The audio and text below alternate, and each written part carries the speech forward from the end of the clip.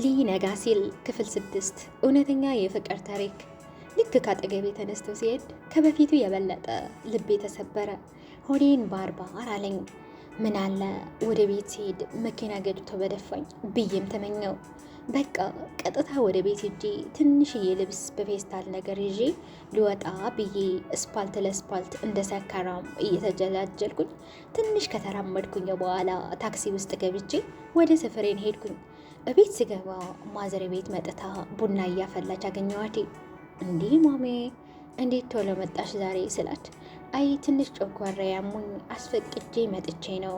ያው ታውቂ የለ ማታ ያችን ምስር ቀምሼ ብላ እንዲሁ አዋልክኝ። ስብሰባውን አስፈቅጄ መጣው። አንቺ ግን ምን ሆነሽ ነው እንዲህ ግርጥት ያልሽው? ደሞ አልቅሰሻል እንዴ ብላ ከተቀመጠችበት ወደ እኔ መጥታ እጅን ጉትት አድርጋ ሰፋ ላይ ያስቀመጠችኝ። ልጄ ከመቼ ጀምሮ ነው ግን ከኔ መደበቅ የጀመርሽው? እውነትን ንገሪኝ የሆንሽው አለችኝ። አይ ማሚ ምንም የለም፣ ባለፈው ነግሬሽ የለም በሱ ምክንያት ነው። በቃ ሌላ ምንም የለም ማሚ። በጣም እንደተጨነቀች ከፊቷ ላይ ማየት ችያለሁ። ወይ ለምን ሄደሽ ሁሉንም ፍርጥርጥ አድርገሽ አትኖሪው? ከዛ በኋላ አንቺም አትጎጅም። ቁርጥሽን ታውቂያለሽ ልጄ። እንዲህ ሆነሽ ከማይ ሞቴን እመርጣለሁ። ለአንድ ደቂቃ ፊትሽን እንዲጠቁር አልፈልግም። ታውቂያለሽ እዚህ ምድር ላይ ለመኖሬ ምክንያት እናንተ ልጆቼ ናችሁ። አሁን አንቺ ደርሰሻል ልጄ። ወግ ማዕረግ እንድታሳይኝ እፈልጋለሁ። ከሰው እኩል እንድታረግኝ እፈልጋለሁ አለችኝ። እናቴ እንዲህ ስታወራ አሳዘነችኝ። የምር ምናልባት የምትፈልገውን አድርጌ ባስደስታት ብዬም ተመኘው፣ ግን አልችልም። ማክቤልን የበለጠ እንድጠላው አደረገኝ። እርግጠኛው መናገር የምችለው ነገር ቢኖር እንደሱ የጠላሁት ሰው እዚህ ምድር ላይ እንደሌለ ነው። ከማሜ ጋር ትንሽ ካወራን በኋላ ወደ ክፍሌ ገባው። እንደለመድኩት አልጋዬ ላይ ተዘርሬ ማሰብ ጀመርኩኝ። ልዑል ቢያንስ አንድ ቃል እንኳን አትይጂ እንዲህ አታርጊ ሳይለኝ ጥሎኝ የመሄዱ ለእኔ ጭራሽ ምንም አይነት ስሜት እንደሌለው ነው ያረጋገጠልኝ። በግማሹ ደስ ብሎኛል። ቢያንስ ልዑል እኔን ስላጣ ምንም አይጎዳም። አሁን የሚያስጨንቀኝ ሳቄን፣ መልኬን፣ ሞራሌን ደግሞ ደም ግባቴን ለእኔ ስጦታ ለእኔ ሰጥታ እሷ የተጓሳቆለችውን እናቴን አንድ ነገር እንኳን ሳላደርግላት ሳልጠቅማት ጥያት መሄዱን ሳስብ ውስጤ ይቆስላል። ግን በቃ ቢያንስ ከወለድኩ በኋላ ሁሉንም ብነግራት ይሻላል ብዬ አሰብኩኝ። ከወለድኩ በኋላ ተመልሼ እመጣለሁ እያልኩ ከራሴ ጋር ካወራው በኋላ ለእናቴ ደብዳቤ ለመጻፍ አሰብኩኝ። ወረቀቱና እስክሪብቶ አዘጋጅቼ ግን ምን ብዬ ልጀምር ግራ ገባኝ። ግን መጻፍ እንዳለብኝ ደሞ አውቃለሁ። መጀመሪያ በጣም እንደምወዳት ጻፍኩላት።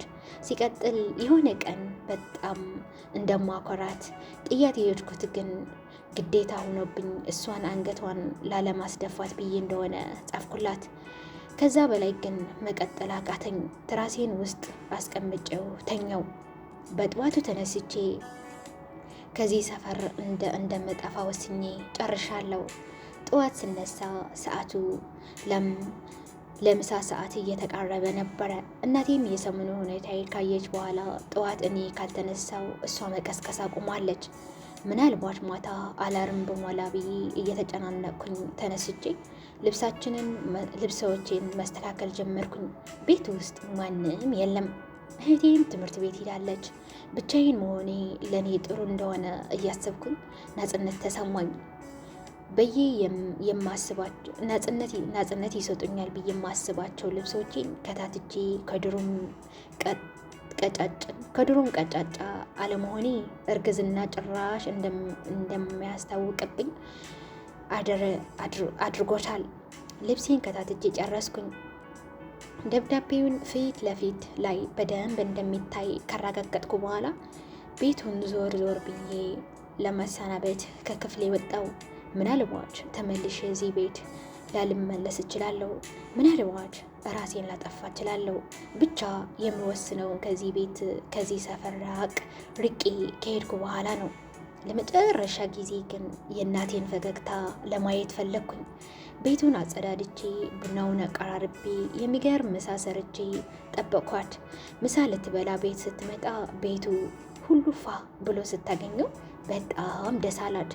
ዛሬ ምን ተገኘ አለችኝ እየሳቀች። እረ እማዬ አንቺን ለማስደሰት ነው እኮ በጣም ነው የምወድሽ አልኳቴ። የሰራሁትን ምሳ እያቀረብኩኝ እኔም እኮ እወድሻለሁ ልጄ ብላ ግንባሬን ሳም አደረገችኝ። ከእናቴ ጋር እየተጨዋወትን ወደ ስራ የመመላሻ ሰዓቷ ደረሰ። ተሰናብታኝ ሄደች። እቃውን አጣጥቤ አነሳስቼ ስጨርስ ሰዓቱ ሳየው 8 ሰዓት ላይ 8 ሰዓት አልፈዋል። ብቻዬን ቤት ውስጥ ድምፅ እያወጣው አለቅሳለሁ። ማንም አይዞሽም አይዞሽ ያልፋል የሚለኝ የለም። አይገርምም? እንደዚህ የምትሳሳልኝ እናቴ እንኳን ይህንን ጭንቀቴ ልትካፈለኝ አትችልም። ግርም ከሚለኝ ነገር አንድ ለልጄ ከወለደችው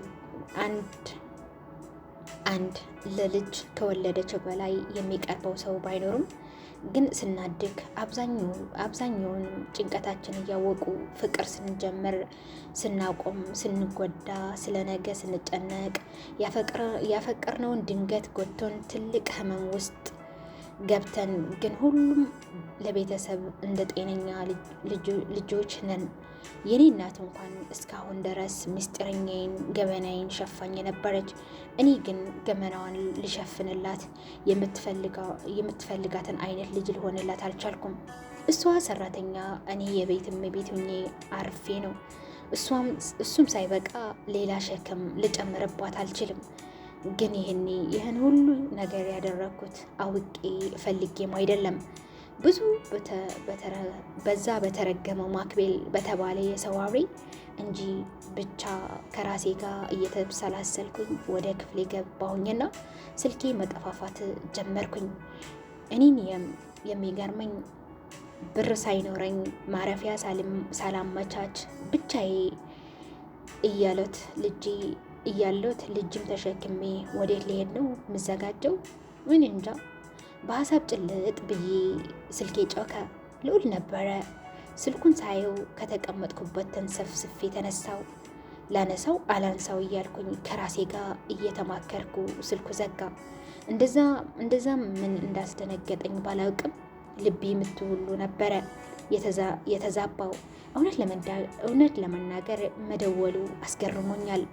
ጨምሮ ነው አይኔን እንኳን ሳያየኝ ፊቱን አዝሮ የሄደው ሰውዬ ዛሬ ምን አስደወለው? ወዲያው ደግሞ ደወለ።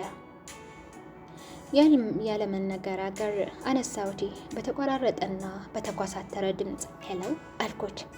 ሰላም እንዴት ነሽ? ምነው ቴክስት አትመልሽም? ስልክም አታነሽም? ምን ሆነሽ ነው አለኝ። ድምፄ እየተቆራረጠ አይ አላየሁትም ነበረ ቴክስቱን፣ ስልኩን ግን ላነሳው ስል ነው የተዘጋው አልኩት። እሺ አሁን የት ነሽ? መቼስ ከቤት አልወጣሽም አውቃለሁ። በቃ ቴክስቱን እዩና መልሰሽ ደውይልኝ እጠብቅሻለሁ ብሎ ስልኩን ዘጋው። ቴክስቱን ከፍቼ ሳየው 2 ነው የላከው። የመጀመሪያው ውዴ፣ ትናንትና ስለተፈጠረው ነገር በጣም ይቅርታ፣ ከራሴ ጋር አልነበርኩም። በጣም ላወራሽ የምፈልገው ነገር አለኝ፣ አስቸኳይ ነው ይላል። ሁለተኛው ደግሞ ምን ነው ዝም አልሽ? አኩርፎሽኛል እንዴ? ይቅርታ ሰላም፣ ግን ከመሄድሽ በፊት አንዴ ብቻ ላገኝሽ ይላል። ልክ አንብቤ ስጨረስ ደወልኩለት፣ አነሳው። ለምን እንደፈለግከኝ በስልክ ንገረኝ። በአካል መገናኘት አንችልም፣ ልሄድ ነው አልኩት። እሺ ትሄጃለሽ፣ ግን በአካል አግኝቼ ነው ላናግርሽ የምፈልገው። ራስሽ አልነበርሽም እንዴ እንደምታፈቅርኝ እንደምትወጅኝ የነገርሽኝ? እና የምትወጂው ሰው አትሰናበችም እንዴ ሲለኝ አላስቻለኝም። አይኑን አይቼ ልመጣ ብዬ አሰብኩኝ። እሺ የት እንገናኝ ስለው እስፓልቱ ጋር እየጠበቅኩሽ ነው ውጪ አለኝና ስልኩ ተዘጋ። እንዴት መጣ ግራ ገባኝ። ብቻ እየተጣደፍኩኝ እየጣጠፍኩት የነበረውን ልብስ ጥዬ ልወጣ ስል የለበስኩትን ልብስ ሳየው አስጠላኝ። ድጋሚ ወደ ክፍሌ ገብቼ ሆዴን በደንብ የማያሳይ ግን የሚያምር ልብስ ፈልጌ ለበስኩኝና ዝብርቅርቆቹን ያውጥቼ በስተመጨረሻ አይኔ ያረፈበትን ቀሚስ ለብሼ ከንፈሬን በስስ ተቀብቼ ወጣሁ። ልክ ስወጣ የማክቤል ተብዬው ከቤታችን ፊት ለፊት ቁጭ ብሎ ሳየው ደሜ ነው የፈላው። ይህን ሰሞን ደግሞ እየተከታተለኝ ነው ወይስ አጋጣሚ ነው ግራኔ የገባኝ። ግን ምንም እንዳልመሰለኝ ሆኜ ግልምጫ አድርጌው አለፍኩት። ልክ አስፓልቱ ጋር ስደርስ ልዑል ከእስከ ዛሬው በተለየ በጣም አምሮበት ነበረ። ፊቱም ደስ ያለው ይመስላል። ያንን የኔን የዘፈዘፍኩት ፊቴን ይዤ ከፊት ለፊቱ